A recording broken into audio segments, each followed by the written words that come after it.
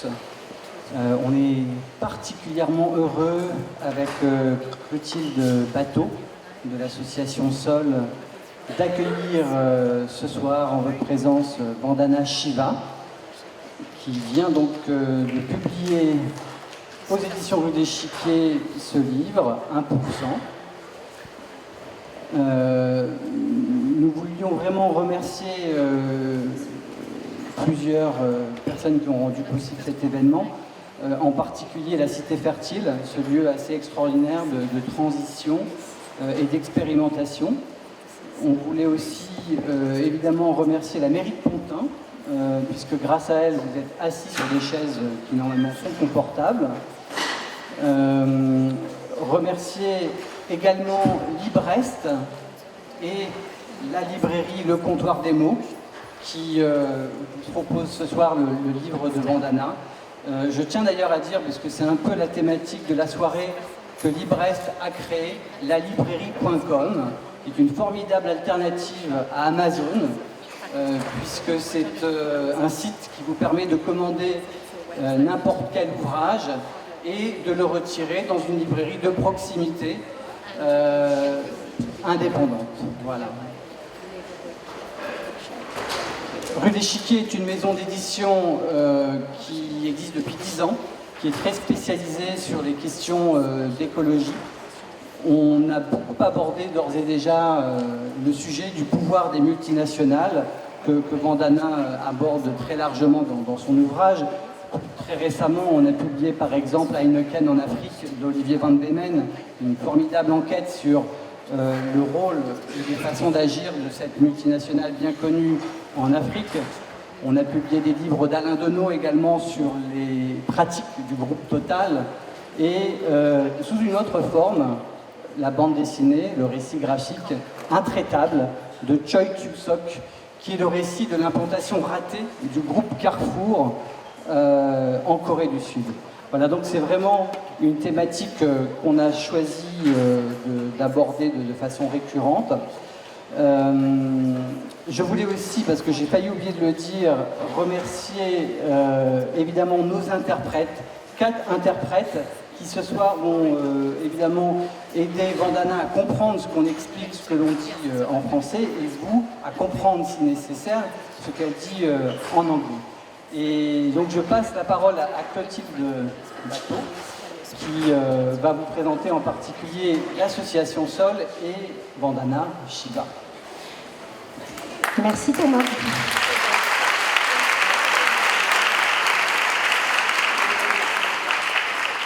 Bonjour à toutes et à tous. Du coup, comme l'a dit Thomas, je m'appelle Clotilde Bateau. Je suis déléguée générale d'une organisation qui s'appelle Sol.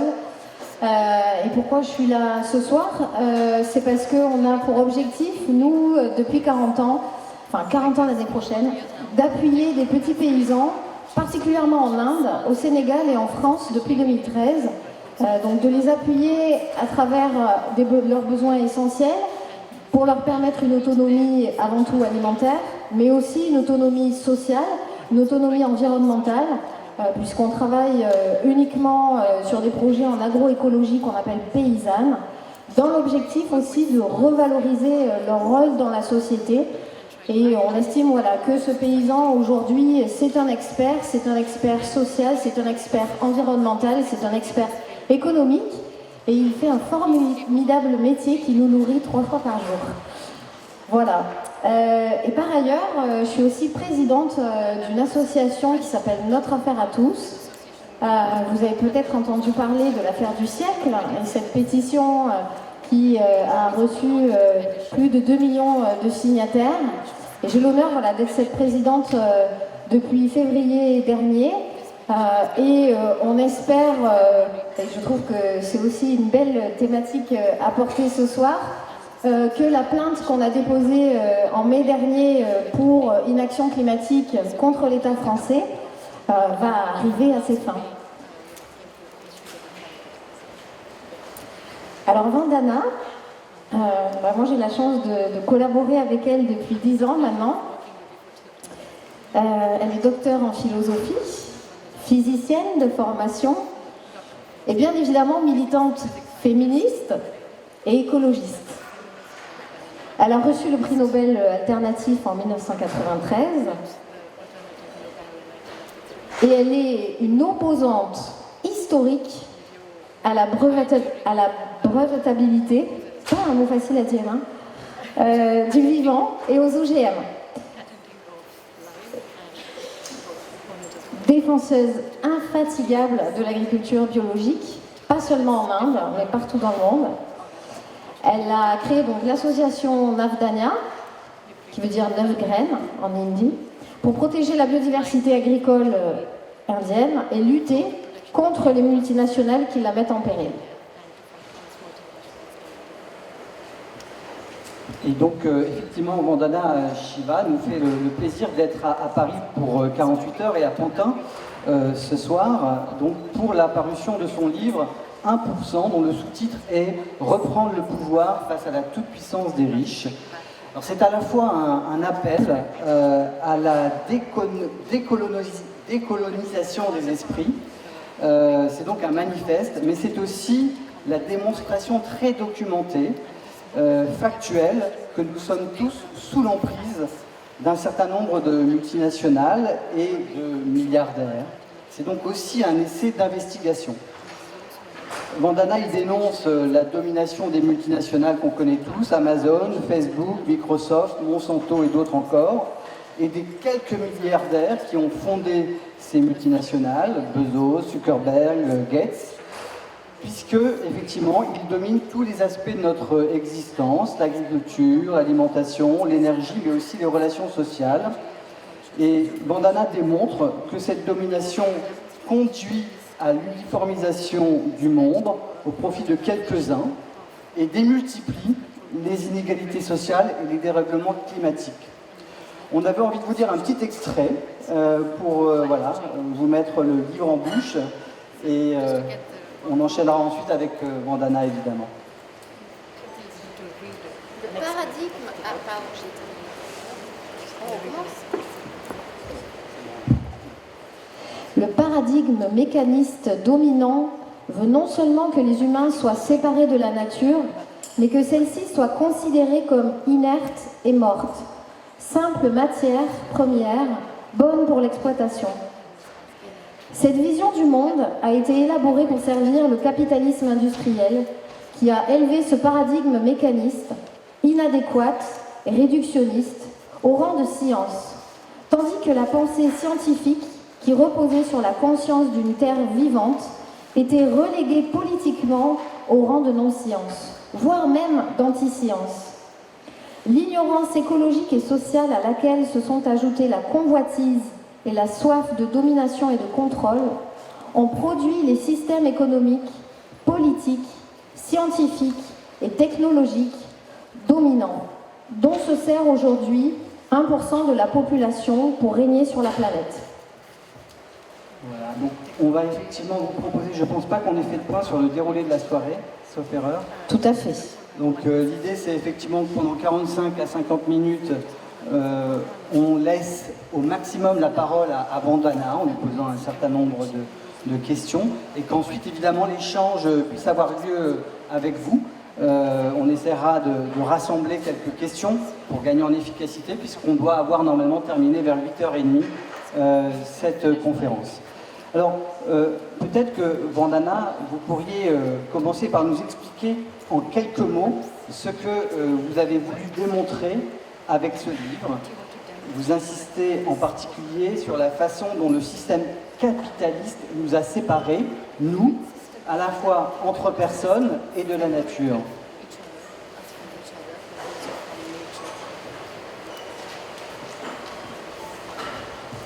Actually, the book is both my own seeking of where is the world going. And the search began, particularly in terms of the current organizing of capitalism. When I was here in 2015 for the climate COP in Paris. And I have attended the Earth Summit in Rio in '92. I've attended The 10 years after Rio, I've attended 20 years after Rio. I've played a big role in the Convention on Biological Diversity, as well as the framing of the climate treaty when it was written.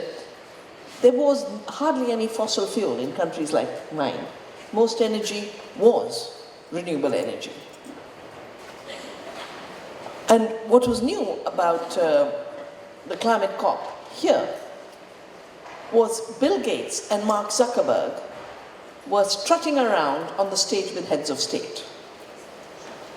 And I said, something is shifting in the world in terms of power. Of course, I was familiar with Bill Gates because of the way he had taken what had failed in India. I had written a book after 1984 and the violence in Punjab and the Bhopal disaster. I had written a book called The Violence of the Green Revolution. And it showed what chemical farming did to water, to land, to farmers. There's a cancer train that leaves Punjab because of the huge use of chemicals. And now Bill Gates' money was pushing the Green Revolution for Africa under a big project called the Alliance for the Green Revolution in Africa. Now we'd had colonials in the past who look at that lovely map and say, no, this will belong to Belgium, and this will belong to France, and this will belong to the British. And they just do lines through a continent. And basically what Bill Gates was doing, this continent is now mine. I'm going to tell you how you do agriculture. I'm going to not let you have your seeds. I'm going to change your laws to make sure farmers can't save seeds. And this is the struggle that led me to found Navdanya 32 years ago, when the corporations like Monsanto was saying, we'll own the seed through patents, we'll do genetic engineering, and we'll impose this globally. We challenged this, we questioned this, we wrote new laws. And now, after all this, Bill Gates was bringing new seed laws. And along the way, while writing the book, Monsanto was bought out by Bayer. And so there was another question in my mind, what's going on in terms of companies buying each other? And then, We have to translate. oh, I'm so sorry. So he's just going to translate this book and then he'll tell you. Oh, I'll tell you. I'll tell you. See, I look at a few patients and they seem to be understanding. Sorry. No problem. Donc, j'ai écrit ce livre parce que je cherchais en fait à voir où le monde allait, en ce qui concerne particulièrement l'organisation du capitalisme actuel. Vraiment, vous m'entendez? J'ai pas la... Ok. Et en fait, j'étais là en 2015 pour la COP 21 et c'est vraiment là où je me suis rendu compte que les choses changeaient. J'avais d'abord participé au sommet de la Terre à Rio en 1992, aux autres sommets ensuite 10 ans ou 20 ans après. Et là, j'avais participé aussi à l'élaboration du traité sur le climat. Et à l'époque, il n'y avait pas en fait d'énergie fossile dans les pays comme les miens. Presque toutes les énergies étaient renouvelables. Et ce qui a vraiment changé pour moi avec la COP 21 à Paris en 2015, c'est qu'en fait, Bill Gates et Mark Zuckerberg étaient présents avec les présidents. Ils étaient là en train de leur parler, ils participaient aux réunions. Et c'est vraiment là que je me suis rendu compte qu'il y a eu en fait une évolution dans l'équilibre des pouvoirs. Alors moi, en plus, Bill Gates, j'étais déjà un peu au courant de comment les choses évoluaient pour lui, puisque j'avais écrit un livre auparavant sur l'utilisation des produits chimiques dans l'agriculture au Pendjab, qui avait complètement endommagé les terres. Et Bill Gates, en fait, essayait de faire la même chose en Afrique avec un projet qui était en fait oui.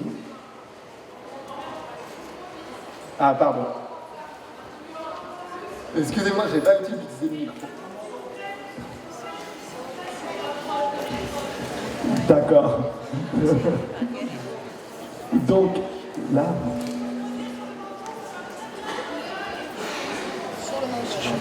Sur le manche. Ok. Je recommence tout, du coup. Et en fait, Bill Gates, avec des nouvelles lois en Afrique, pour essayer en fait en Afrique d'imposer un nouveau projet qui serait, par exemple, de faire en sorte que les agriculteurs achètent des graines directement, des graines qui sont brevetées. Et c'est en fait cette idée qui rappelle la colonisation en fait, des pays africains par le passé. Et en fait, cette idée de vouloir aller montrer aux agriculteurs africains comment ils doivent faire l'agriculture et de modifier la loi de ces pays-là en faveur, bien sûr, d'une manière avantageuse pour les entreprises comme celle de Bill Gates. Et quand j'ai aussi écrit mon livre, je me suis rendu compte que Monsanto aussi avait acheté Bayer et que là aussi les choses évoluaient dans ce sens-là dans le monde en général.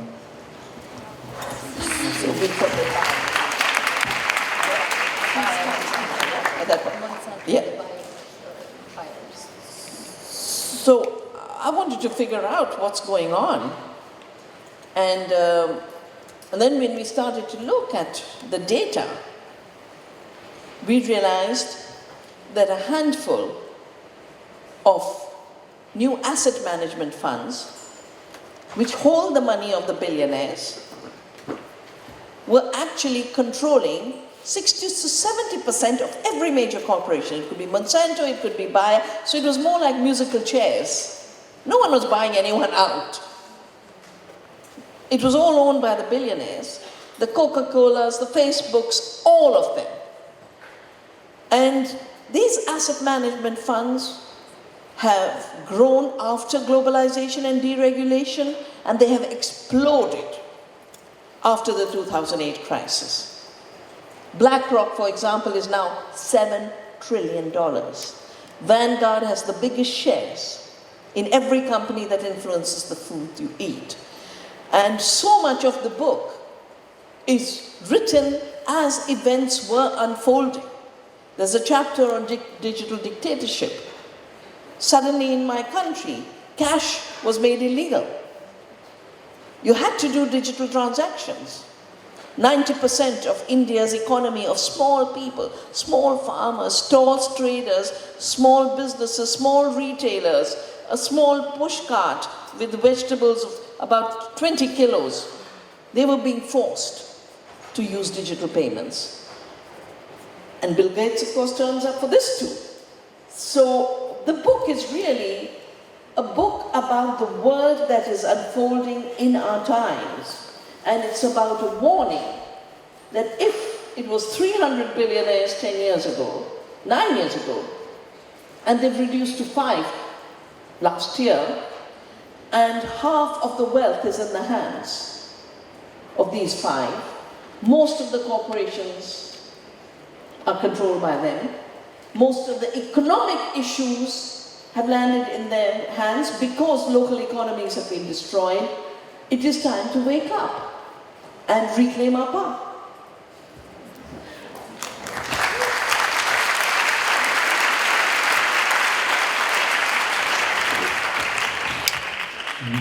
Donc j'ai cherché à savoir ce qu'il se passait. On a commencé à regarder un peu les données qui étaient disponibles et nous nous sommes rendus compte en fait qu'il y avait surtout qu'une poignée de fonds de gestion d'actifs qui en fait détenaient beaucoup d'entreprises qui avaient en fait des millions, qui brassaient des millions. Par exemple, des entreprises, ce sont ces fonds qui possèdent par exemple Coca-Cola, Facebook ou de grandes entreprises. Et donc ces fonds de gestion d'actifs ont vraiment explosé grâce à la mondialisation, grâce à la déréglementation et surtout après la crise de 2008. Par exemple, il y en a un qui s'appelle Vanguard et qui aujourd'hui est le plus grand actionnaire des entreprises alimentaires qui gèrent notre quotidien.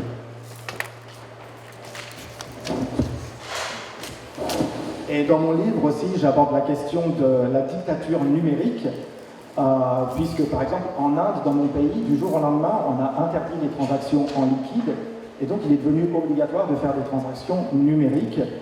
Donc les petits commerçants, à toutes les échelles, ont été obligés d'accepter les paiements numériques et tous les clients aussi de payer de cette manière-là. Et là, bien sûr, Bill Gates, encore une fois, s'est immiscé sur ce marché et en a profité. Donc mon livre, c'est vraiment une manière de tirer une sonnette d'alarme. Par exemple, à titre d'exemple, il y avait 10 ans, il y avait 300 milliardaires dans le monde qui détenaient la moitié de la richesse. Aujourd'hui, il n'y a plus que 9 milliardaires qui détiennent la moitié de la richesse du monde. Ok, excusez-moi. Et donc, il contrôle la plupart des entreprises, et en fait, cela aboutit vraiment à la destruction des économies locales en général, et il est temps donc que nous reprenions le pouvoir.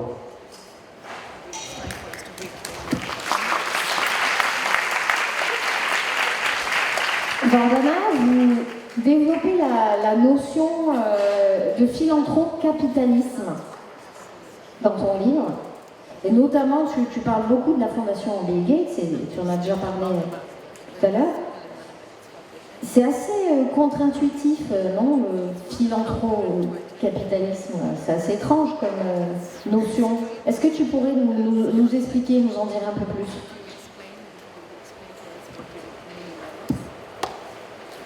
You know, there was an older philanthropy. Of course, people made money, they were capitalists, but then they would give money to orchestra, or support artists, or support a museum. What's unique about the new system and pioneered by Bill Gates, which I call philanthrocapitalism, is while pretending to be giving money, you are actually carving out new colonies to conquer, new areas to get investment returns on, new areas to privatize and own. So all that's talked about usually is how the Gates Foundation gives the largest amount of philanthropy.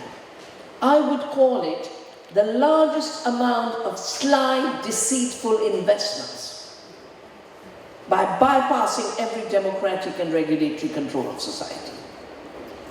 So Bill Gates will want to say, I'll help in health. But he will force introduction of untested vaccines. Women have died in India in these tests. He will say, I'll give money to Africa for helping the farmers, and he'll impose chemicals, GMOs, and seed monopolies. He will say, I'm helping the world with digital literacy, when what he is doing is creating a new digital dictatorship. And as I've written in my book, his digital dictatorship has very, very rapidly invaded into the parts of my work, the saving of diversity, the protecting of seed. He is now the driver of creating patterns through genomic editing, through gene mapping. And he's just declaring that his property, or of his group of friends in the companies. But more than that, he gives aid, for example, to a research scientist in Berkeley and another scientist in Cambridge, and gets them in 4 years to evolve a new tool called gene editing, as if life is a word program and you can do cut and paste. In 4 years, he tries to commercialize it. There are patents around it. It's being pushed around the world. European Court of Justice said it's a GMO. He's trying to undo that decision. So all the new GMOs are Bill Gates. All yesterday's GMOs that failed are Bill Gates. All the new patenting is Bill Gates. All the reckless attacks on the earth are Bill Gates. In Paris, he announced how he would now engineer the whole planet. He is the master of the universe. So I have said in the book that he is the new Christopher Columbus, but actually I should have said he's the new God, he's the new Pope, he's the new Queen and King, and he's the new Columbus. He's all of it in one, because he's redefining the world as if he is playing God.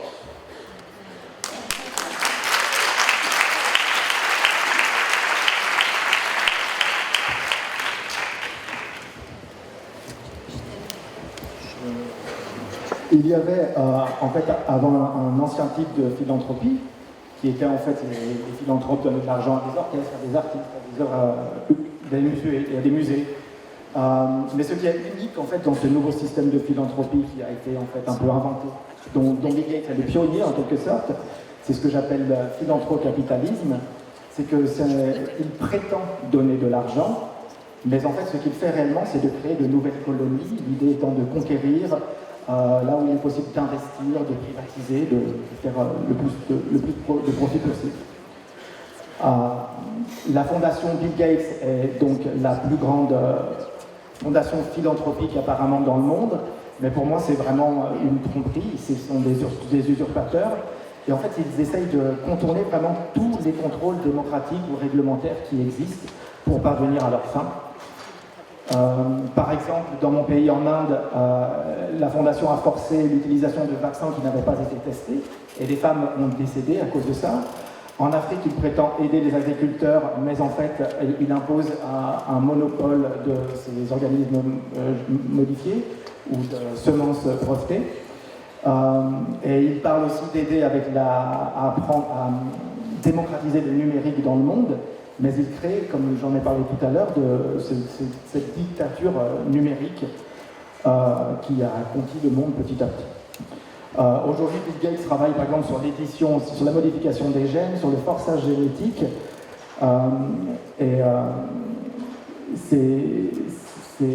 c'est un moyen en fait pour lui donc de faire de l'argent, de lui ou son entreprise. Plus encore, il a donné de l'argent à des scientifiques pour qu'ils arrivent à développer en 4 ans des nouvelles techniques de modification de gènes génétiques, comme si en fait on pouvait faire copier et coller avec la vie. Et il a essayé ensuite de commercialiser donc, ces techniques. La Cour européenne de justice a décrété qu'il s'agissait en fait d'OMG, donc il ne pouvait pas être commercialisé. Et Bill Gates essaye de combattre en fait cette décision de justice. Donc, pour moi, en fait, Bill Gates, c'est vraiment quelqu'un qui s'attaque de manière très combative aux vivants.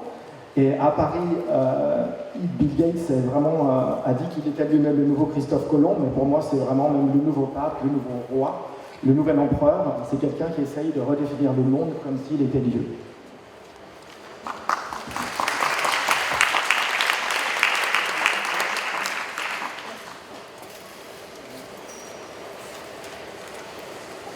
Vous dites dans votre livre, Vandana, qu'on est passé d'un système politique fait par le peuple, pour le peuple, à un système fait par les entreprises, pour les entreprises.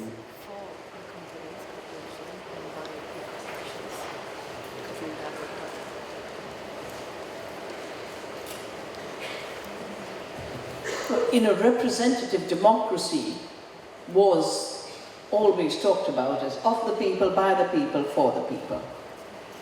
And we have seen representative democracy in crisis all over the world. The will of the people isn't being represented.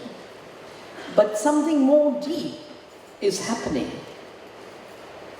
More and more citizens are being excluded. And real human beings are being excluded because corporations are being given citizenship. There's a very famous case in America, it's called Citizen United. There used to be a regulation that limited the amount of election funding you could do to make sure electoral democracy was independent of the power of money.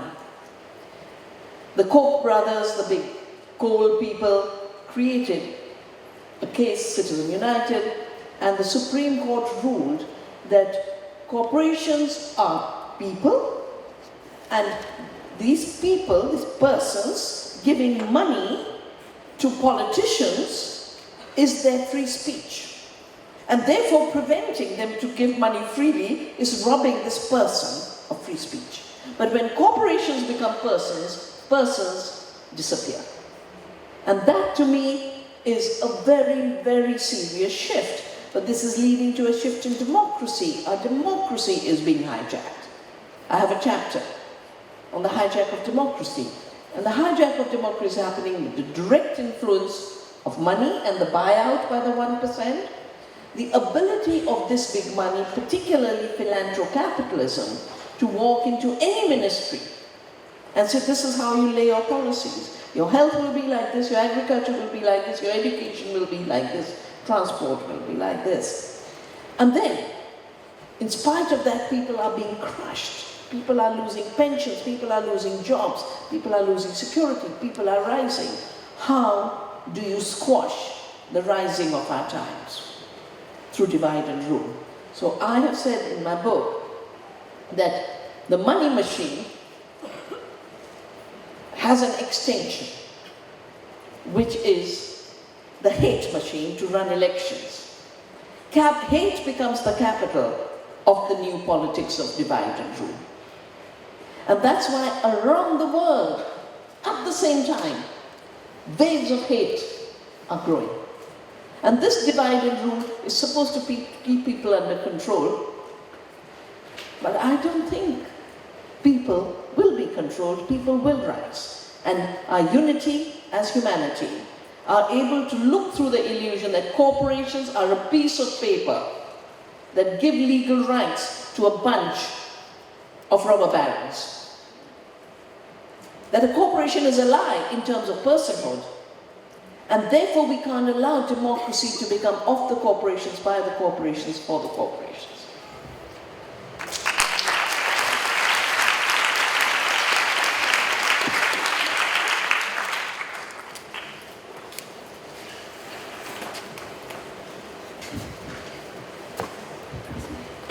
Donc dans une démocratie représentative, on dit donc que la démocratie est par le peuple et pour le peuple.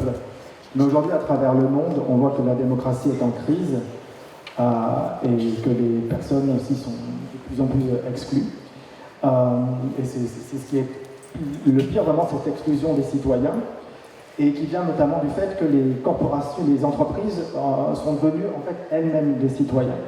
Je vous donne un exemple. Aux États-Unis, il y a une entreprise qui a été créée qui s'appelle Citizen United.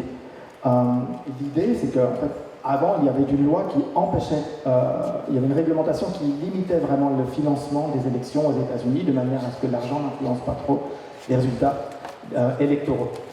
Et avec les frères Koch, d'autres personnes donc, se sont unies pour créer cette entreprise qui ensuite allait devant les tribunaux. Et donc là, la Cour suprême américaine a jugé que en fait, les entreprises étaient elles aussi des personnes et qu'elles avaient donc le droit à la liberté d'expression, et donc elles avaient aussi également le droit de financer les élections à la hauteur qu'elles le voulaient. Donc il n'y avait plus de plafond de financement de la part de ces entreprises. Mais ce qui se passe, c'est que si les entreprises ont les mêmes droits que les gens, alors en fait les gens disparaissent car ils sont moins forts que ces entreprises. Et c'est là vraiment le danger, c'est que la démocratie, elle est en train de se faire prendre en otage par les entreprises, par l'argent, par le 1% qui est le plus puissant. Et donc, cette philanthropie capitaliste dont je vous parlais tout à l'heure peut en fait exercer vraiment des lobbies et influencer l'agriculture, l'éducation, le transport, influencer toutes les lois. Et de ce point de vue-là, les gens sont dépossédés de plus en plus de leur pouvoir. Et dans mon livre, je parle également de cette machine à argent qui aussi répand la haine, qui est un peu comme un nouveau capital et qui permet en fait de diviser les gens. Pour pouvoir mieux régner, mieux diviser, pour mieux contrôler. Mais je pense que les gens ne se laisseront pas faire, qu'ils auront conscience que les entreprises ramènent qu'un bout de papier, que c'est un mensonge, que ce ne sont pas des vraies personnes, et qu'on ne peut pas laisser la démocratie devenir par les entreprises et pour les entreprises.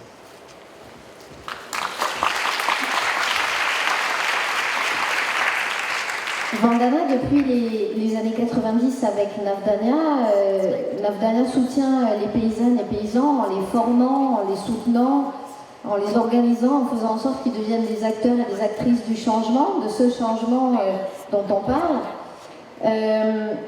Aujourd'hui, ils subissent aussi en direct les distorsions du système.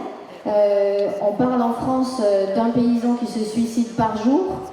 En Inde, c'est depuis des décennies plus de 200 000 paysans qui se sont suicidés.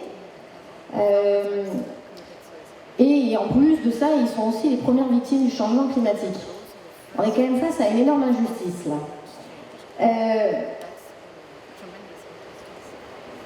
pour parler de quelque chose de plus positif, le mouvement climat aujourd'hui dans le monde, il est en train de se massifier, de s'organiser énormément, avec une montée en puissance des jeunes. Qu'est-ce que ça t'inspire déjà? Et que penses-tu qu'une telle mobilisation peut avoir un réel rôle, un véritable rôle de changement justement?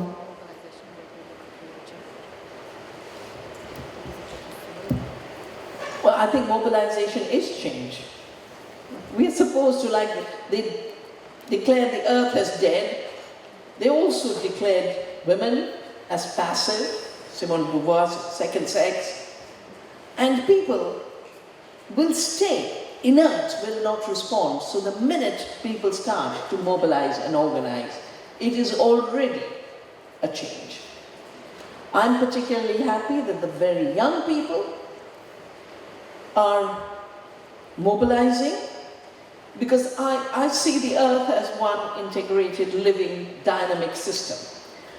I see us all as part of the earth family, along with the plants and the bees and the butterflies and the earthworms. In my world of ecological justice, all species have their rights to live on this earth. They have their right to their ecological space. All people have their right to the food and the water and clean air. That's why every harm to the earth is a harm to someone who did not cause the problem. Climate injustice is those who were not part of the fossil fuel economy. Up in the Himalayas in our villages are losing their glaciers and their streams. People on the coasts are losing their land. People who never contributed to fossil fuels are being flooded out of their homes. We've lost 1,600 people just this year in the monsoon. And that's one country, one season. But there's a third injustice. So there's an injustice to other species, which is why I think Extinction Rebellion is an important articulation of what is at stake. There's injustice within communities where the already disenfranchised bear the biggest burden: women, the marginal, the peasants, the tribals, the poor. But there is another injustice, because after all, the earth sustains us today and is for the future. And it's in the earth's capacity to continue to provide enough water for all, to provide enough clean air, to provide a stable environment, to provide enough food for the last person. That's what my work in Navdani has shown. And no one needs to go hungry. So when you take too much and take more than your share, you're stealing from other species, you're stealing from other people, and you're stealing from future generations. Now, without having articulated all this, the young people on the streets are sensing it. They are sensing their future closing. Closing because of ecological emergency, climate emergency, but they also, they know. So I'm training to be a doctor, and they're already telling me algorithms will do the diagnostics. I'm training to be a lawyer, and I'm being told court cases will be settled by artificial intelligence. The young people are smart enough to know what those who turn them into little pieces of machine are now saying, this piece, I don't need you, you're obsolete. The young people know that what Mark Zuckerberg says, that 99% of humanity will be useless in the future, in their vision. Young people are seeing that. So there's economic closure, there's a political closure, there's an ecological closure, and they want an opening. And I really do believe that, in fact, every human being will be even more relevant to the future, because the earth is inviting us to regenerate her, to care for her, and we need lots of hands, all hands to work.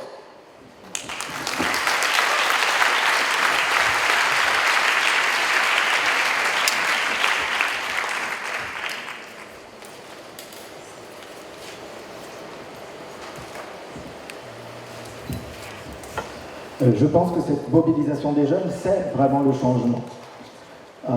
On était censé accepter que en fait, la Terre était morte, que les femmes étaient passif, par exemple, ou le deuxième sexe, comme on dit, que les gens ne réagiraient pas.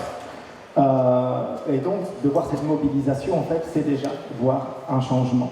Et je suis très heureux de cette mobilisation des jeunes.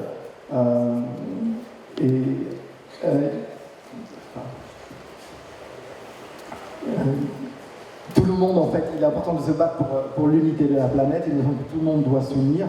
Par exemple, toutes les espèces ont le droit de vivre sur la planète. Toutes les espèces ont le droit à leur espace de vie.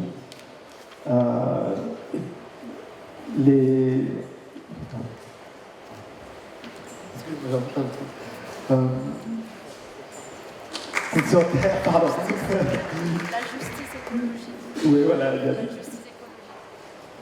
justice écologique, chacun aura un espace. Oui, voilà, il y a la question de la justice écologique où chacun a droit à son espace vital, à toutes les espèces ont droit à son espace vital.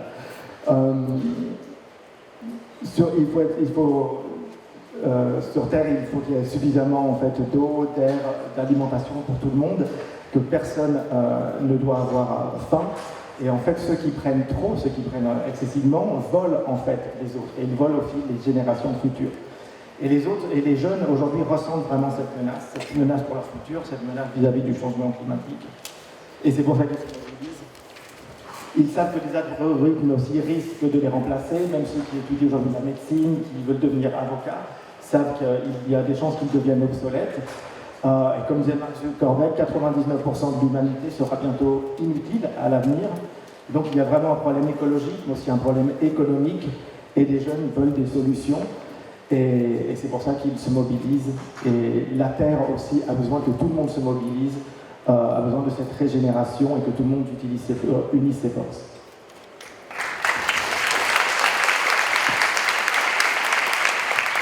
Est-ce que Thomas, tu me permets d'ajouter quelques mots? Moi, je voulais profiter quand même de ce soir pour envoyer un message. J'étais tout à l'heure au Parlement européen pour demander une vraie réforme de l'agriculture européenne, la politique agricole commune.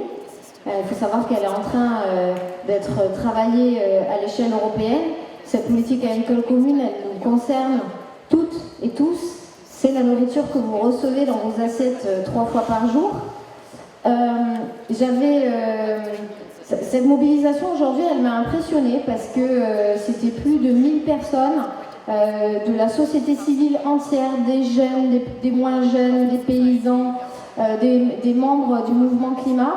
Et le message que j'avais envie de vous dire et de profiter de cette opportunité ce soir, c'est qu'il me semble qu'il y a un enjeu en France à vraiment faire le lien entre les mouvements paysans et le mouvement climat, parce qu'on ne sauvera pas la planète sans nos paysans. Et voilà, c'était un appel ce soir sur le sujet.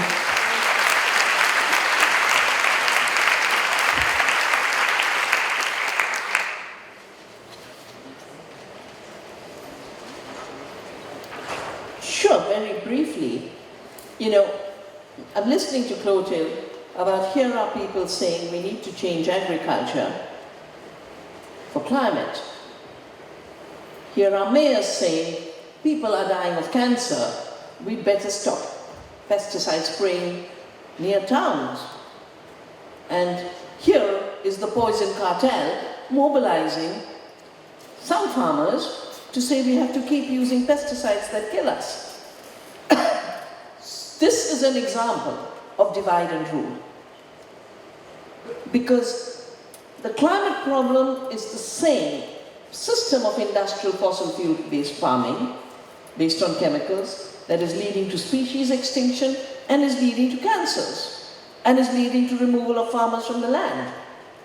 We need to get rid of the emissions, but we need to stop the extinction of species. We need to stop the extinction of farmers. And we need to stop making industrial food the most significant reason for people being sick. It is time to stop the divide and rule.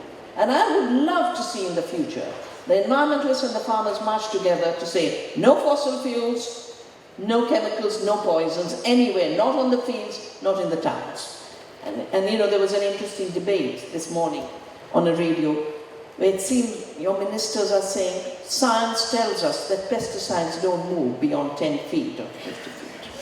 Science tells you pesticides stop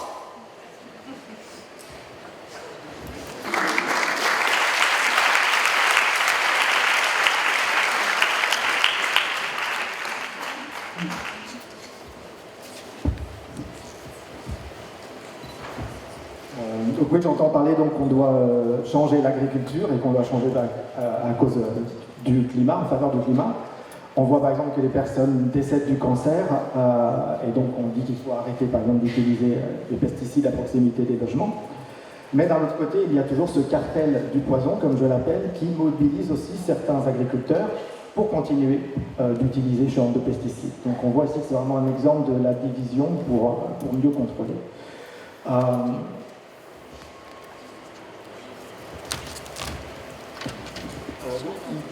Il faut en fait que nous arrêtions vraiment ce mouvement vers l'extinction des espèces, de l'extinction aussi des agriculteurs.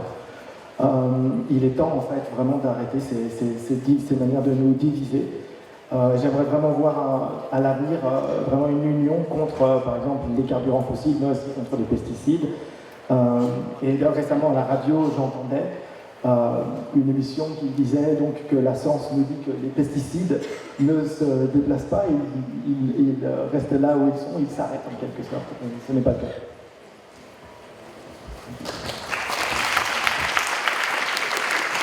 Je voudrais qu'on remercie vraiment Rémi pour son interprétation.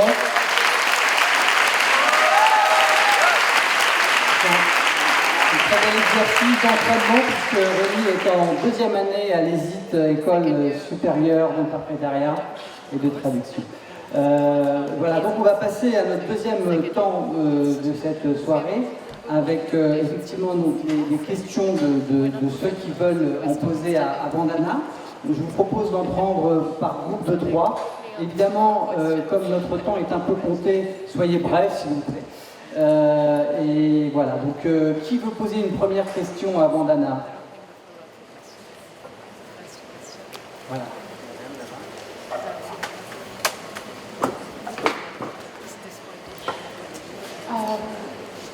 Hi, thank you for coming today to talk with us. I really wanted to ask about India. How is the climate in India, not climate-wise, but the political climate right now in India? And how is it moving climate-wise? Is it like, are the people conscious about it? We take 2 other questions.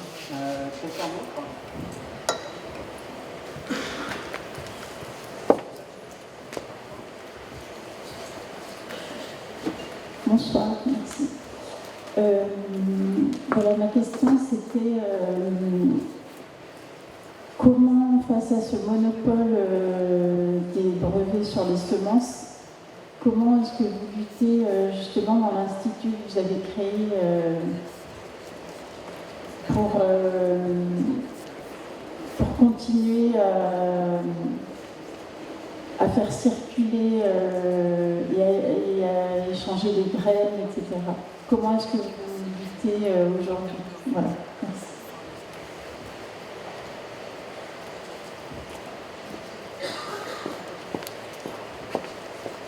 Hello, thank you for being here. I have a question for you. Knowing that animal agriculture is a leading cause of climate change, that it causes useless and tremendous suffering to non-human animals, do you promote a plant-based food system?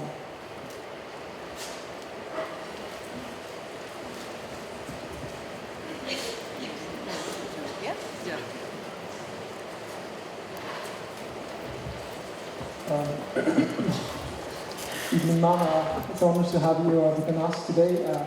I have a question concerning your comment regarding, as of today, as a whole, we use modern agriculture based on using the fossil fuels and big fossil-based economy.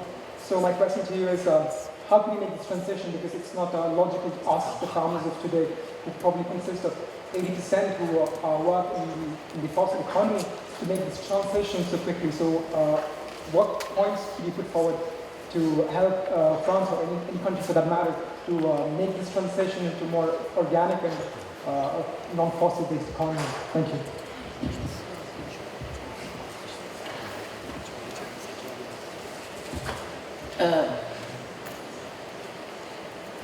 You asked about the climate in India. If you mean climate chaos, we have a lot of it. And every community who's impacted understands what's going on.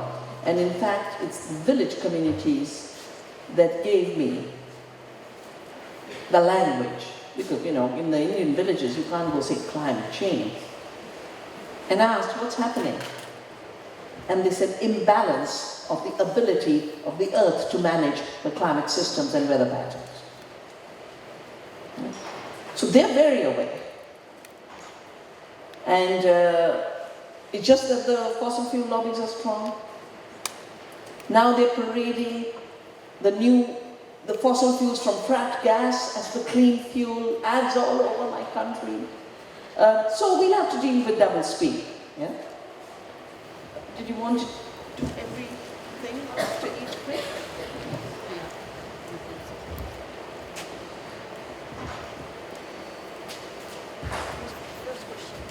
The first question. Si vous me demandez ce qui se passe en Inde au niveau du changement climatique en ce moment, effectivement le changement climatique tue énormément. Il tue notamment des fermiers qui subissent ce changement climatique au niveau de leur exploitation. Et ce sont d'ailleurs les premiers en fait, impactés en Inde sur ce changement climatique. Ce sont surtout des villages, donc des villages assez pauvres qui subissent ces conséquences-là. Et c'est d'ailleurs eux qui m'ont donné en fait ce langage, parce que quand on leur parle, ils n'ont pas forcément ce vocabulaire qui est un petit peu parfois scientifique du changement climatique, mais eux par contre ils voient les conséquences de tous les jours. Donc en fait, eux, ce dont ils se rendent compte, c'est que la Terre n'arrive plus à reproduire ce qu'elle produisait avant. Elle a perdu cette habilité, en fait, cette capacité à se stabiliser, à reproduire. Et donc, eux, ils voient les conséquences de ce changement climatique. Et effectivement, malheureusement, il faut avoir un petit peu ce double discours, puisqu'on ne peut pas leur demander tout de suite de faire la transition, sachant qu'ils font face à des gros problèmes financiers et des problèmes, je veux dire, pour ceux qui sont mis dans l'agriculture traditionnelle. Donc il faut à la fois les accompagner tout en les sensibilisant sur le changement climatique. On the issue of seed monopoly and Navdanya, I started Navdanya to prevent seed monopoly. And we began with the clarity that it might be the case that they'll pass laws that make local seed illegal, in which case we will do civil disobedience and continue to save our seed. But I also worked with my government, and we passed two very significant laws. I worked with Parliament. In our patent laws, because you know, a patent is granted for an invention. Machines and synthetic chemical molecules are invented. Life is not invented. Seed is not invented. It can be modified, but a modification is not the creation of that living system. So we put that language into our laws. Article 3 just says plants, animals, seeds are not inventions, therefore not patentable. So whatever royalty Monsanto collects is illegal, and we've been suing them all the time. But we passed a second law. I was asked to draft this. It's a law on farmers' rights, because from France came a system called UPOV, imposing uniformity and industrial seed on the world. They tried to impose this on India, and I told our minister, but you know, most of our seed are in the hands of farmers, and farmers are breeders. So we wrote a clause, Article 39, farmers' right to save, exchange, breed, sell seed can never be alienated. Now, a few months ago, Pepsi sued 3 farmers 11 million rupees each for saving potato seed. The minute I saw this in the paper, I found out who's the lawyer, I sent him our books. I said, they can't. Pepsi was forced to withdraw the case. And now this High Court judge, the Chief Justice, is saying, on the basis of the work we've done, every judge should be reading, what are the laws of India? They're not Monsanto laws, they're not Bill Gates laws. They're sovereign laws we wrote. And of course they get attacked. But we've created community seed banks. Out of the seed has grown an amazing teaching and research and conservation center in Dehradun, which I call the Earth University, where we teach. And every September we do a 1-month course on living seed, living soil, living food, living economies, living democracy. It's 1st of September to 30th of September. you use the term animal agriculture. It's not an appropriate term. There's factory farming, and they should not exist. It is a big reason for methane emissions. It's also a big reason for hunger, because grain that humans should be eating is going into animal feed. Every natural ecosystem, all systems, have trees that are perennials, have shrubs that are annual. Most medicinal plants are that way. And they have animals. Show me an ecosystem which is without animals. Now, good farming is based on mimicking nature. And as the book on organic farming, the classic called Agricultural Testament by Howard, who was sent to India by the British Empire in 1905. And he says, I arrived, there are no pests in the field, the soils are fertile. I decided to make the pest and the peasant my professor. And then he's written, in the Orient, farming is as permanent as the forest. And that's why for 10,000 years we were farming. Animals were central to it. Not eating the animals, but working with the animals. So I would say, let's not use the term animal agriculture, let's use the term ecological agriculture, in which humans have a role. We don't want farming without farmers, and we don't want farming without animals, because we are animals too. After all, let's not forget we are animals. We criminalize everything about animals, we'll have to criminalize ourselves. And then we'll be in Monsanto's trap of saying, no production with humans, no farming without farmers. But on the plant-based issue, the plant-based word is also an obscenity. We have vegetables. We have plants. Plant-based means you forget the diversity of vegetables. You forget the diversity of pulses. You start using GMO soya to constitute fake food like that Sicily Impossible Burger in America. My new report, which will be out on 9th of November, and you can go to the website of Navdanya International to look for it. It's on fake food and fake economics. If GMO expansion is destroying the Amazon, it is killing the butterflies and bees, the Roundup Ready soya is giving people cancer. It's not healthy for the planet, and it's not healthy for people. And to just say plant-based is a cover-up. It's a greenwash. I think that's probably for that.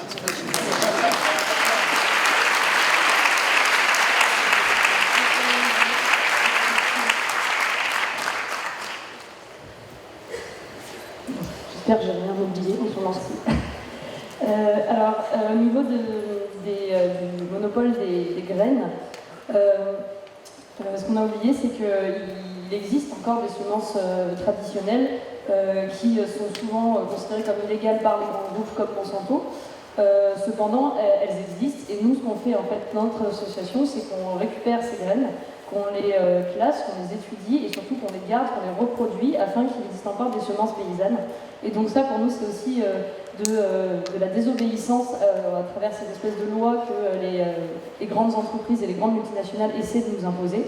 Il faut apprendre un petit peu à désobéir à, on va dire, ce statu quo qui a été mis en place par ces entreprises. Nous avons travaillé avec le gouvernement, notamment nous avons fait passer 2 lois, déjà pour requalifier ce qui est donc un brevet sur un OGM, puisqu'en fait un OGM c'est une modification d'un organisme vivant, mais les brevets normalement sont faits pour les inventions, les créations d'ingénierie ou voilà, des choses qui sont nouvelles, qui sortent de l'esprit humain. Or, tout ce qui est vivant ne sort pas de l'esprit humain, et donc on ne peut pas le qualifier comme une invention, et donc on ne peut pas mettre un brevet dessus. Ainsi, tout ce que Monsanto essaie de réclamer comme sa propriété intellectuelle, puisqu'il parle de brevet, en fait la vérité c'est que non, puisque c'est quelque chose qui existe déjà à l'état naturel. Donc ne pas reconnaître dans un premier temps ces brevets qu'essaie de mettre Monsanto sur les graines. Ensuite,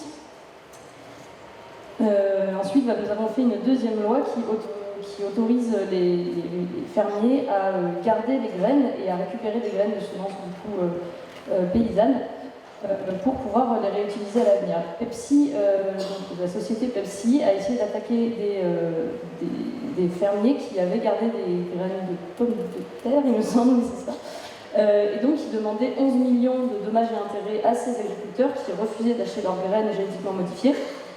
Simplement, nous sommes revenus dessus et nous avons défendu, au point que, au regard de la loi, Pepsi a dû retirer sa plainte et a dû du coup abandonner ce procès qu'ils avaient voulu faire envers ces fermiers. D'ailleurs, tous les juges, je pense que tous les juges du monde devraient lire ce qui se fait en Inde, puisque je pense que ce sont des très bons textes dont beaucoup de sociétés devraient se renseigner, sur lesquels beaucoup de sociétés devraient se renseigner, notamment en France et aux États-Unis. Ah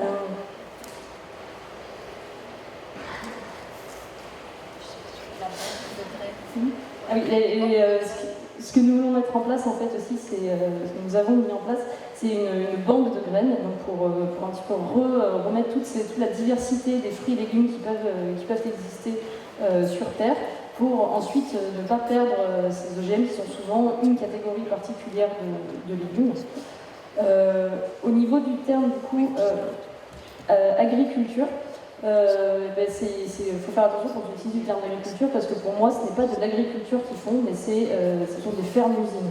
On ne peut plus parler d'agriculture puisque le but de l'agriculture est de reproduire la nature et donc par principe copier en fait la nature. Et la nature c'est aussi tous les écosystèmes qu'il y a dans les champs, c'est aussi toute la diversité qu'il peut y avoir des espèces de végétaux et d'animaux. Donc, ce qu'il faut, pour faire de la bonne agriculture, il faut qu'elle ressemble à la nature. Donc, ces entreprises qui font de la monoculture sur des hectares de terre ne font pas de la vraie agriculture.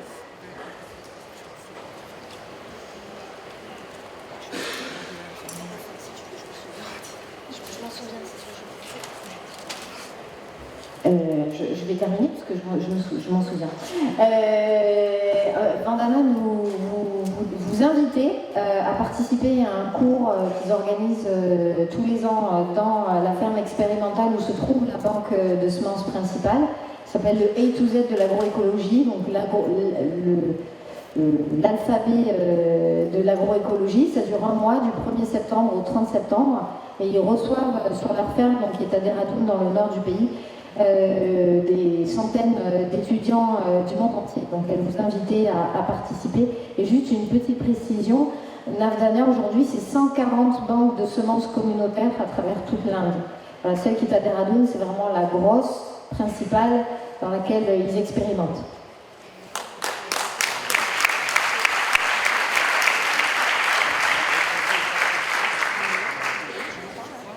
Alors d'autres questions? There was a question from there on transition from fossil fuel. I'll quickly say, most farms of the world are small. Most farms are in the south and they're not fossil fuel based.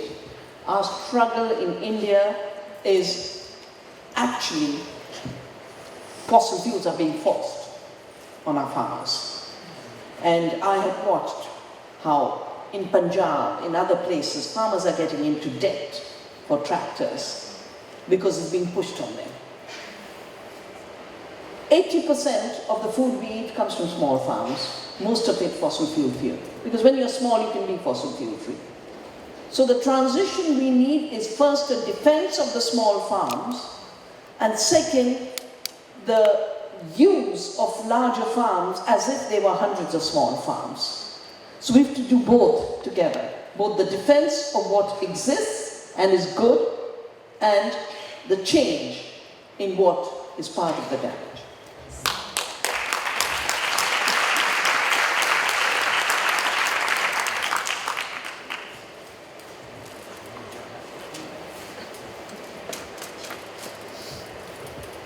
Oui, il faut se rappeler que la plupart des fermes sont des petites fermes. Et en fait, là où elles trouvent un problème, c'est au niveau des hydrocarbures, puisqu'elles sont obligées de s'endetter pour acheter des tracteurs, qui coûtent parfois très cher, plus le carburant.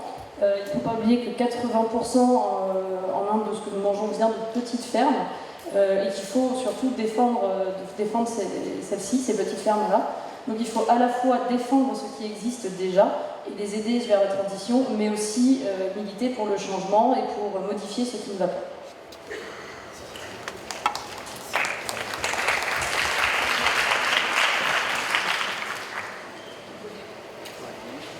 Good evening, Vandana. Thank you so much for being with us. It's an honor to meet you. I wanted to ask you a question about the link between agroecology and the fight for seed protection and feminism and women's rights, because I know it's a part of the struggle. And I also wanted to ask you, what can we do to support that struggle, us here and somewhere else in the world? What can we really do?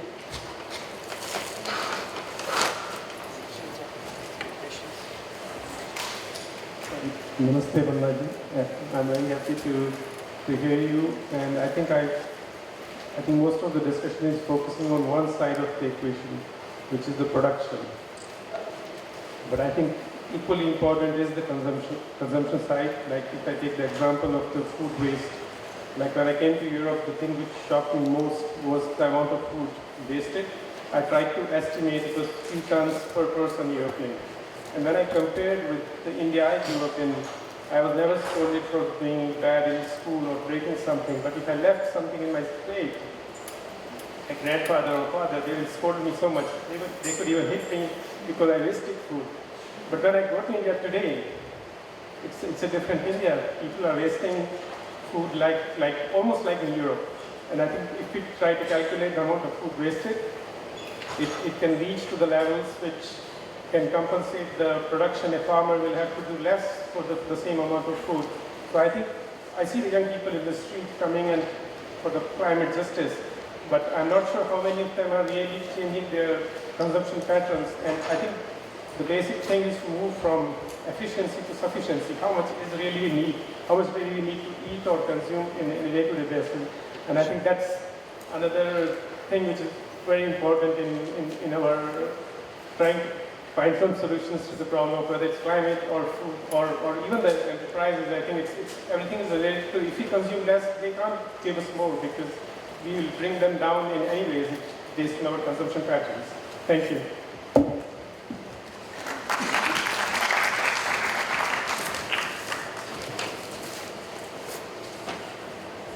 Bonsoir. Ma question est la suivante. Comment vous voyez les choses dans les 80 prochaines années?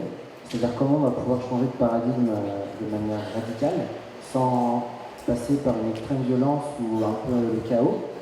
En fait, il y a plein de compagnies aujourd'hui qui investissent pour les 70-80 prochaines années dans l'énergie fossile ou le changement de la génétique, etc. Donc en fait, on parle des 1%, comment on va pouvoir changer radicalement sans, à un moment donné, passer dans une phase de conflit extrême avec ce système-là, en fait. Et du coup, de faire de manière douce.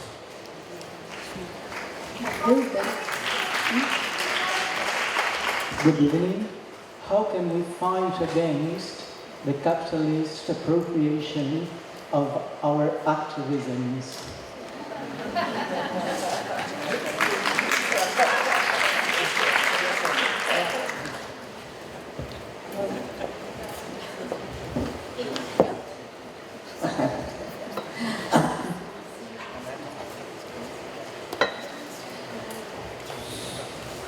Seed is the first link in a food system, and you cannot practice agroecology without biodiversity, because agroecology is getting rid of the chemicals. If you don't have biodiversity, you will have pests, and then you'll have a problem. If you don't have biodiversity, you won't be able to renew your soil fertility. You won't be able to control your weeds. For every chemical that has been unnecessarily brought to agriculture, biodiversity is the answer, and to get more biodiversity back on farms, which is the kind of model we promote, you have to have the seeds that can coexist with each other, because the seeds bred for chemicals are hugely intolerant. They have to grow in monocultures, they can't grow together. So agroecology needs seed diversity. And both for agroecology and for seed saving, because these were the areas which have been conserved by women peasants. So you have to turn to the women peasants, you have to work with them, and we hope then everyone will be a seed saver. And we hope everyone will be an agroecologist. And to the government of your country who's saying 10 feet pesticide, I would say, poison-free farming because it's possible and it does a better job.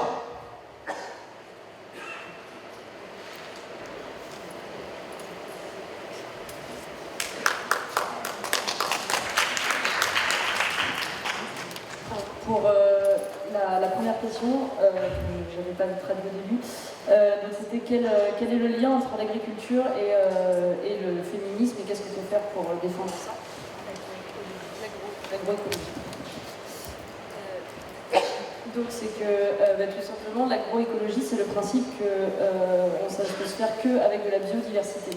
Parce que si on part sur le principe qu'on va essayer d'éliminer les nuisibles, tout ce qui va être insectes, eh bien, il va y avoir d'autres conséquences au niveau des nutriments du sol qui vont faire qu'on va avoir besoin d'engrais, qui va faire que systématiquement on va avoir besoin d'autre chose, on va être obligé de compenser ce qu'on a perdu par la perte de biodiversité. Donc pour ça, ça demande de faire de l'agriculture avec plusieurs graines qui coexistent ensemble. Et pour ça, il faut étudier, il faut travailler sur les champs pour voir comment ça fonctionne. Et ça demande beaucoup de main-d'œuvre. Donc la main-d'œuvre, ça implique d'intégrer tout le monde et d'intégrer aussi en termes d'apprentissage sur l'agroécologie.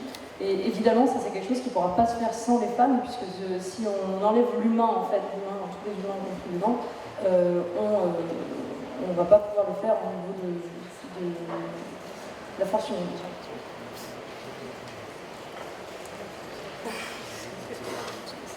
C'était l'idée.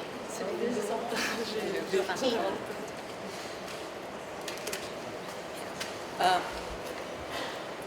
On the issue of food waste, when uniformity is imposed on seed and agriculture, already 50% of the food is wasted in agriculture itself. I travel and I see beautiful apples, beautiful peaches, just lying there under the tree, because the Cartesian concept of safety is the measurement of an apple, not its quality, not its freedom from toxics. So there's a lot of waste in the food production level, but there's also a lot of waste because you're not using the full energy of the sun to maximize biodiversity. That's the work we do, and we produce more nutrition. In industrialized societies, and India is being hugely industrialized in her food system. Now we are under huge attack by the fast food industry. And the reason food gets wasted is it's made artificially cheap. And by being made artificially cheap, when Walmart brings you a giant pickle bottle for €1, you eat 2 pickles and you throw away the rest. The artificially cheap price, which is based on huge burdens on the earth and our health and the farmer, encourages food waste. Therefore, we do true cost accounting. The true price of food must be paid. How much did it cost the farmer? How much did it cost the soil? How much did it cost the pollinators? And finally, when you said the movements today looking at climate, actually it's interesting, young people, because the industry has kept the news of the food system censored. It doesn't reach people. Yeah?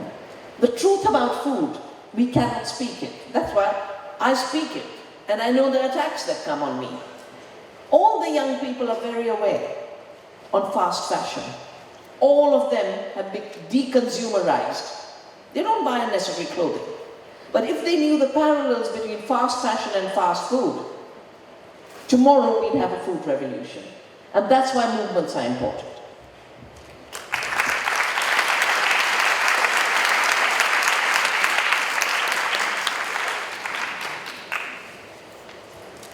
Donc la deuxième question portait sur le gaspillage alimentaire, en particulier dans les sociétés industrielles et occidentalisées.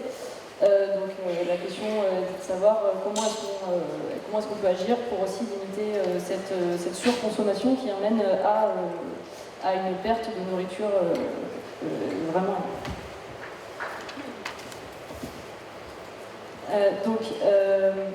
Et ce que je disais, c'est qu'effectivement, il y a déjà une énorme perte de nourriture, un gâchis alimentaire énorme au niveau de l'agriculture elle-même. Donc c'est-à-dire quand en fait la nourriture est produite, il y a énormément de nourriture qui n'arrive pas sur les étals de marché, soit parce qu'elle ne rentre pas dans les critères d'apparence, ou alors parce que la taille n'est pas bonne. Il y a tout un système pour vendre des choses qui sont calibrées. Et ça fait qu'une énorme partie de la nourriture mondiale est jetée avant même d'arriver au consommateur, et il faut travailler là-dessus. Il faut aussi travailler avec les éléments naturels et accepter de consommer des choses qui ne ressemblent pas à l'idéal d'un fruit ou d'un légume. Il y a aussi le problème, à mon avis, dans les sociétés industrialisées des fast-foods. Les fast-foods, pourquoi? Parce que, au-delà du fait que c'est extrêmement nocif pour la santé, c'est aussi fait artificiellement peu cher. Donc, pourquoi est-ce que c'est peu cher? Bien parce que c'est forcément produit de manière à ce que ça puisse être jeté. Donc c'est pensé déjà pour être jeté dès le début. On mange ce qu'on veut et on jette le reste, et on ne pense pas il y a une question de choix qui se fait et qui ne prend pas en compte tout le réel prix de la nourriture. Le prix de la nourriture, c'est-à-dire le prix de ce que l'agriculteur met pour faire son produit, le prix du transport, le prix de la qualité, le prix de la diversité, tout ça a un prix. Il faut qu'on parle du vrai prix de la nourriture et qu'on arrête de voir la nourriture peu chère systématiquement. Ça, c'est quelque chose qu'à mon avis, les jeunes générations comprennent et veulent changer. Ils veulent connaître ce prix-là et ils veulent consommer le vrai prix de leur consommation. On le voit aussi notamment avec ce qu'on appelle la fast fashion, la mode rapide, donc tout ce qui va être les vêtements de piètre qualité qu'on va jeter rapidement parce qu'ils ne tiennent pas. Je vois beaucoup de changements au niveau des jeunes sur leur manière de consommer, et je pense qu'effectivement ça passe par là, le changement. Les jeunes, eux, savent déjà qu'il va falloir qu'on réduise notre consommation. On the two movements, or on the two questions on movements, I'll merge them into one. You see, the 1% has accumulated all the wealth of society and all the resources of nature. And it has made the economic system an inverted pyramid. Everything's on top, and the base is unstable. My view is, even if we did nothing, this system will topple. Because of its ecological instability, its political instability, its economic instability. But it doesn't mean we shouldn't do something. Because in the toppling, it will do a lot of damage. And in my view, the strongest way in which you can act to take back power is to withdraw your consent to the system. And that consent comes from the mind, thinking like them. We've got to start thinking in terms of sovereignty. Especially now, where the new raw material is our minds. Or the new robber barons mine our brains now. They mine our thoughts, they mine our behaviors. The second is we have to create alternatives. Because this system is not working for the earth and it's not working for people.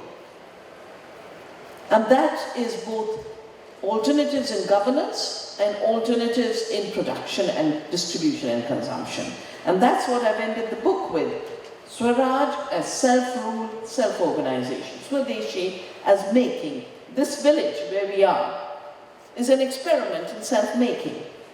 And finally, the power to say no, non-cooperation, the power of truth, civil disobedience.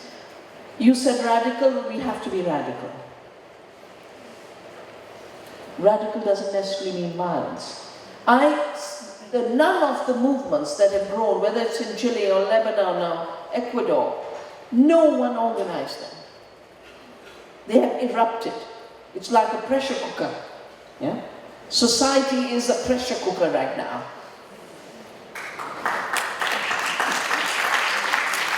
And because the system is trained in militarism and divide and rule, we have to protect ourselves from constantly being told that these are violent people. We have to prevent the criminalization of the human urge to have a future, because that's what everyone's doing. And we have to prevent the integrity of our movements from being hijacked and co-opted. That means we don't give up. We don't allow appropriation of our language. We don't allow doublespeak. And we keep the authenticity at every point, in our own minds, in our own hearts, and in our collective resistance.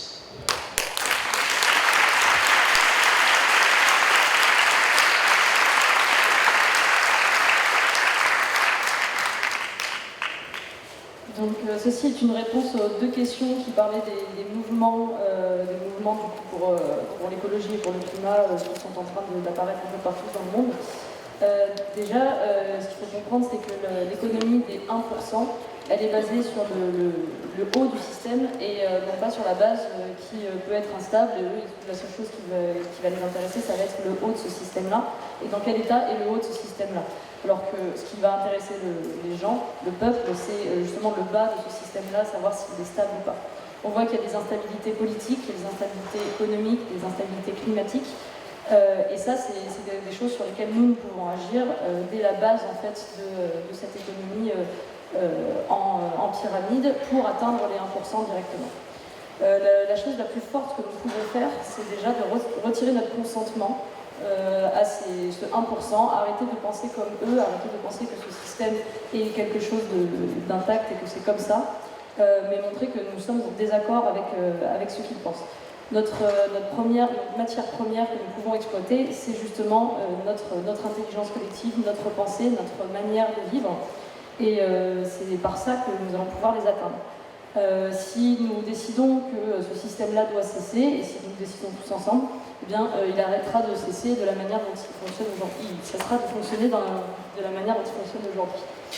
Il y a des communautés qui s'organisent et qui décident elles-mêmes de leurs propres règles, de leur propre organisation, à des échelles assez petites.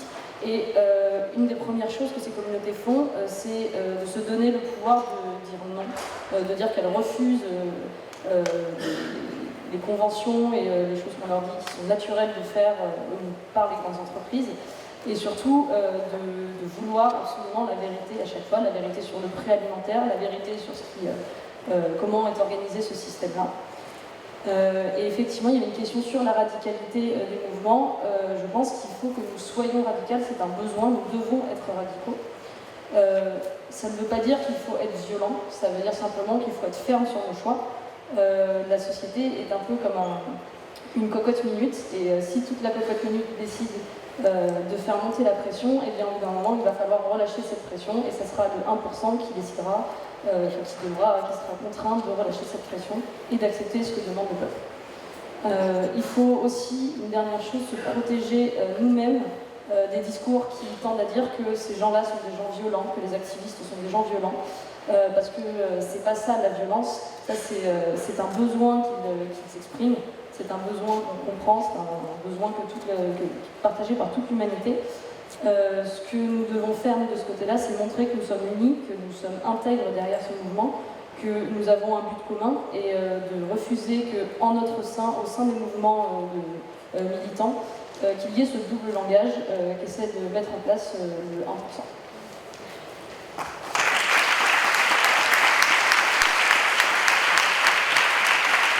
On va prendre une dernière salle de questions pour Vandana.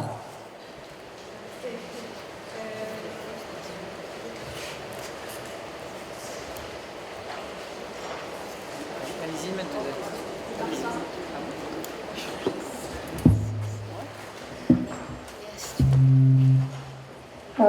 What's an honor? Namaste. While most of us live in the city, do you think some of us should do such radical thing as going back to living in the countryside? Because here in France, most farms are huge farms. I'm talking like 50 hectares, and how do you transform a 50 hectares farm in multiple tiny ecosystems that respect nature. And by doing so, would it be harmful to have more people on a territory than to have people concentrated in urban areas in terms of other species diversity? Would it be harmful to all have a farm? Is it better to work on forests? How do you picture things? I'm trying to imagine what the future is about this.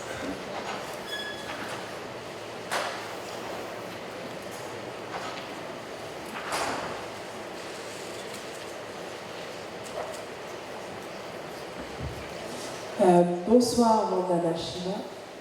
Ma question c'est, est-ce que tu as prévu des activités en Afrique? Est-ce que tu... Voilà. Et au niveau des banques de semences, donc c'est un pays chaud, je pense que ça ressemble pas mal à l'Inde. Est-ce qu'il y a des méthodes low-tech de faire des banques de semences? Donc travailler avec des petits agriculteurs qui ont des semences paysannes, comment conserver ces semences avec les moyens du bord. Voilà. Bonsoir.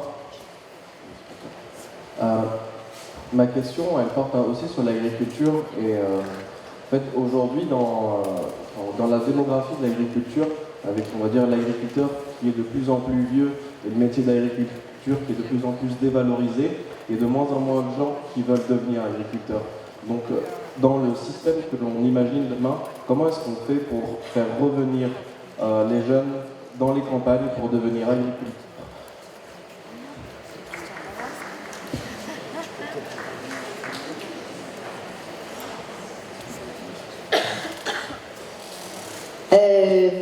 Juste, je réponds directement à la question au fond, puisque, comme je le disais en introduction, Sol on appuie les paysans en France. Et ce que j'ai pas dit, c'est qu'en France, on appuie principalement des personnes non issues du milieu agricole, ce qu'on appelle des NIMA. Il faut savoir aujourd'hui que 60% des personnes qui veulent s'installer sont non issues du milieu agricole, et une grande majorité d'entre eux sont des jeunes. Donc on est déjà vraiment dans ce mouvement en France. Et il y a un réel besoin d'accompagnement de ces porteurs de projets en installation paysanne.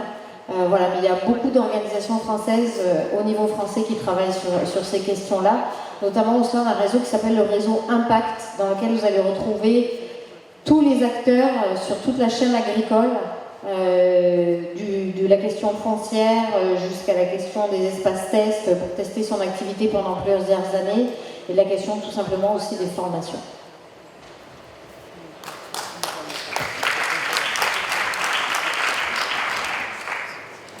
Oui, juste avant que Vandana peut-être aussi réponde sur l'Afrique, il faut savoir qu'avec Navdania, donc son organisation, on a monté un projet qui se déroule aussi au Sénégal et en France, un programme qui s'appelle Bioferme International, qui consiste à développer un réseau de fermes qui travaillent de la semence jusqu'à l'installation paysanne. Et donc voilà, on est aussi présent en Afrique de l'Ouest, alors là particulièrement au Sénégal, pour former des jeunes et des futurs paysans sur la question des semences paysannes. Et on part notamment le 15 novembre prochain en Inde, sur la ferme de Navdania, avec une délégation de paysans français et une délégation de paysans sénégalais qui vont découvrir la ferme en Inde directement pendant 10 jours.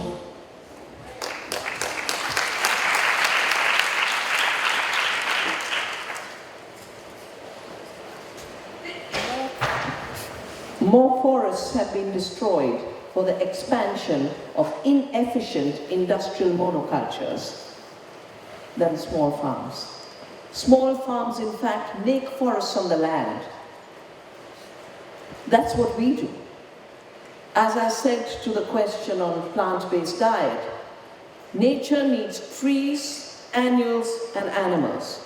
Small farms need trees, and farm forests are very important for ecological functions.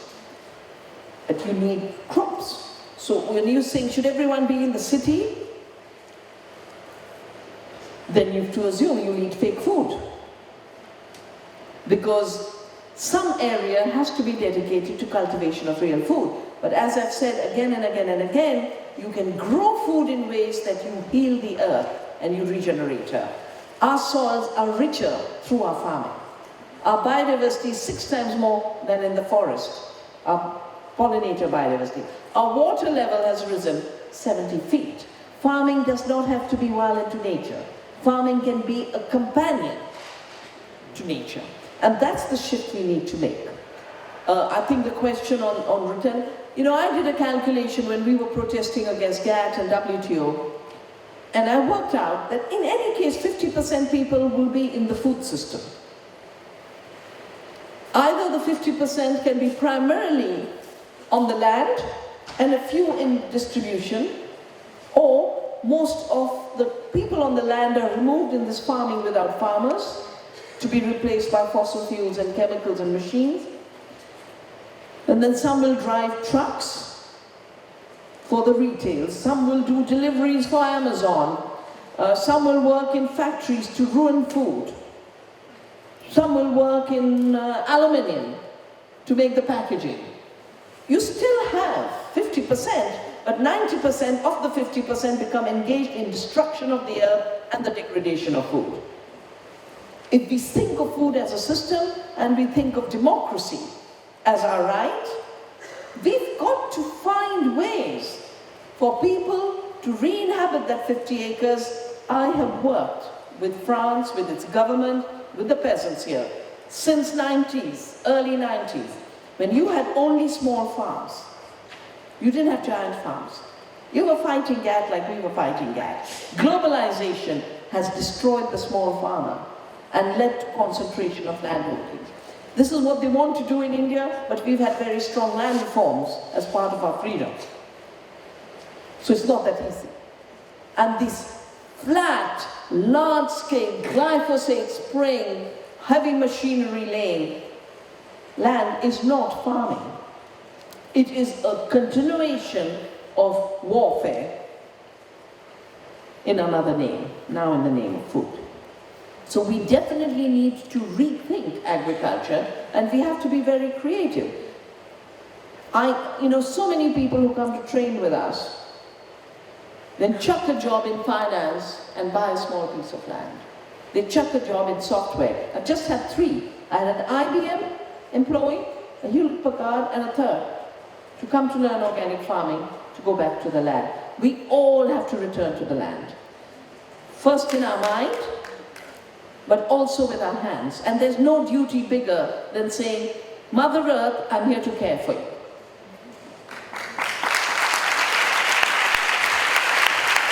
In terms of Africa, actually I've just come from Kigali, where I was addressing the cooperative movement and giving a keynote to say cooperation is the way the earth works, cooperation is the way people work.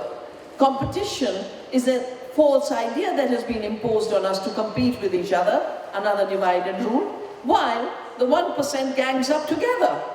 They talk about competition, but is there competition between Bayer and Monsanto? They're one. Is there competition between Bill Gates and Monsanto? They're one. Is there competition between Facebook and Bill Gates? No. They are a cartel, ruining the earth, ruining our lives, robbing us of our freedoms.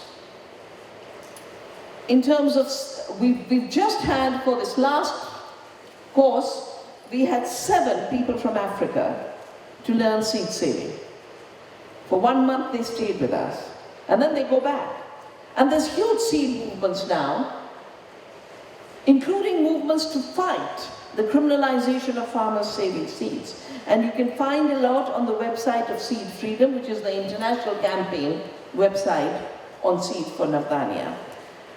And I feel that, there was this idea that industrialization is a northern phenomenon. And now we are being industrialized. Then we were told industrial farming is a northern phenomenon, but the whole world is being industrialized for its agriculture. And the future is everywhere. We adopt ecological agriculture and agroecology. Everywhere we create local food economies. Everywhere we give respect to food, so we give respect to the earth and we give respect to ourselves.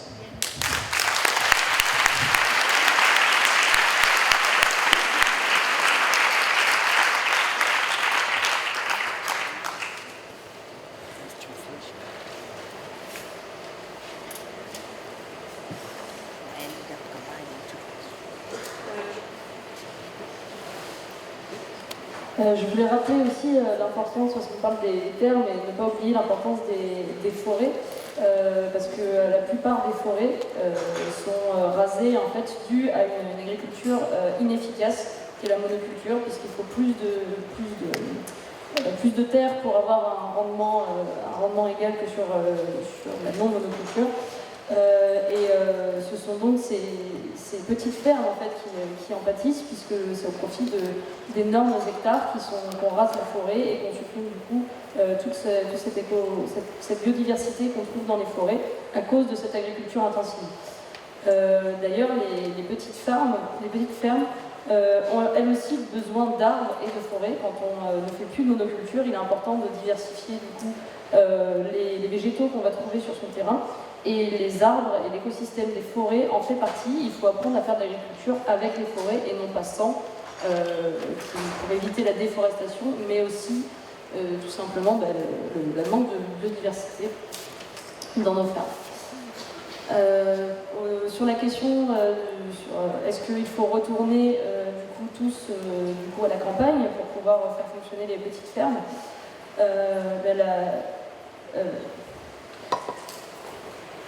la vraie question, c'est qu'est-ce qu'on peut demander en fait à ces gens sur place, puisqu'on se rend compte que 50% des personnes travaillent de près ou de loin pour la production de nourriture pour l'humanité. Donc on peut choisir soit on prend 50% des personnes pour travailler sur place pour l'alimentation, donc notamment des fermiers et des circuits courts. C'est l'importance des circuits courts qu'il faut relever aussi. Ou alors, on prend ces 50% et on divise en différents métiers, notamment donc, une petite partie qui vont être fermiers, mais aussi un grand nombre qui vont conduire des camions, qui vont travailler dans les locaux d'Amazon pour la livraison, qui vont travailler sur le packaging et tous les emballages qui accompagnent la nourriture. On se rend compte aujourd'hui qu'il y a à peu près 90% en fait, de ces 50% qui travaillent pour nourrir l'humanité. Mais qui ne travaillent pas sur la production elle-même de nourriture, mais sur tout ce qui en fait cause la destruction de l'environnement, ces emballages, le déplacement, la livraison. Il faut trouver un moyen donc de réhabiliter un petit peu ces farms et de réhabiliter le métier de ces fermes, de réhabiliter le métier de fermier, parce qu'en fait la mondialisation a détruit ces métiers de fermier et de circuits courts qui existaient pourtant auparavant. Donc encore une fois, répandre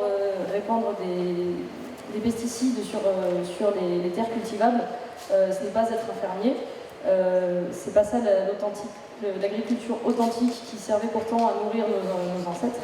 Nous devons repenser cette agriculture, donc la réhabiliter, mais aussi proposer de nouvelles choses, avoir de la créativité dans cette nouvelle forme d'agriculture pour qu'elle inclue aussi l'humain en son centre.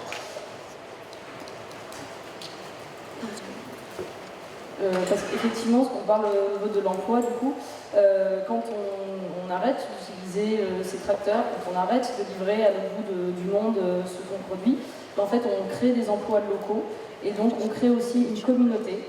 Et c'est ainsi que nous pourrons tous retourner, en tout cas une partie d'entre nous, retourner du coup dans cette campagne qui est maintenant délaissée, puisqu'elle est déshumanisée et qu'on retrouve des agriculteurs au milieu de grands champs avec des tracteurs et des fermes usines. Au niveau de l'Afrique, excusez-moi, je fatigue, c'est le maître mot en fait, c'est d'expliquer la différence entre la coopération et la compétition. La coopération, c'est comment les humains travaillent entre eux, comment est-ce qu'ils se répartissent le travail, alors que la compétition, c'est quelque chose qui les confronte, qui les met les uns en face des autres. Et quand les capitalistes vous disent que ceux des grands groupes comme Bill Gates, comme Amazon, comme Monsanto, vous dites que c'est comme ça que l'on crée de l'économie, mais en fait, eux, ils ne sont pas en compétition directe, puisqu'au contraire, c'est un cartel qui existe, il y a des accords entre eux pour que chacun ait sa part du marché. Et donc, en fait, la compétition, c'est complètement un mythe au niveau des 1%. Nous avions en Inde 7 personnes qui sont venues d'Afrique pour apprendre avec nous comment garder ces graines, comment les reproduire et comment les exploiter. Donc ça passe aussi par l'apprentissage de cette coopération. Et il faut aussi en Afrique qu'on se batte contre la criminalisation des fermiers qui utilisent les semences paysannes. Et donc faire de la prévention et les accompagner contre ces grands groupes qui essaient de faire pression sur eux quand ils décident d'utiliser ces semences paysannes. L'industrialisation, c'est un problème qui est mondial, qui touche maintenant tous les pays du monde, développés et non développés, et moins développés, je veux dire. Mais par contre, ce phénomène, c'est pas le futur de l'humanité, bien au contraire, le futur, c'est tous les jours, on le voit, c'est quand on réinvente cette agriculture, quand on réinvente l'emploi solidaire, quand on réinvente ces communautés autour des circuits courts, c'est comme ça qu'il y aura un futur et non pas par plus d'industrialisation.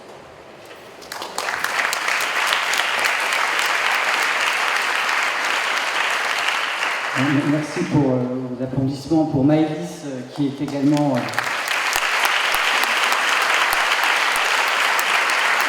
étudiante. On a quelques étudiants prometteurs. Et évidemment, Martha et Smeta. Merci beaucoup à tous.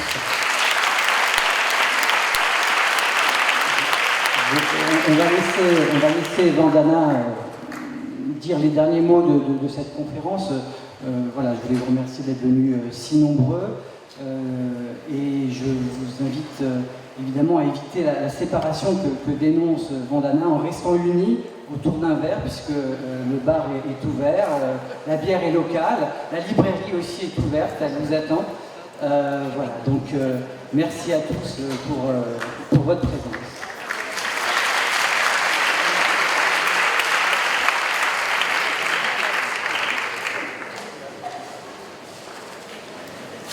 Just to keep in touch, I think it's fine. So Navdanya is spelled N-A-V-D-A-N-Y-A. It means both 9 seeds for diversity, but it also means the new gift. And for us, it's the new gift of the commons.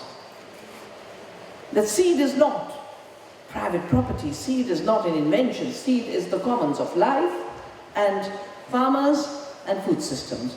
So navdanya.org is the website for India, where you'll see the courses, you'll see a page on the Earth University, and the seed banks, and there's a Navdanya International website on the more international campaigning, as well as our manifestos, including a recent one on food for health, how toxics in our food and nutritionally empty food and monoculture food is responsible for the cancer epidemic, the diabetes epidemic, endocrine disruption, infertility, and this is a scientific document of the processes through which all of this happens. So let's create another world, because this world is not working.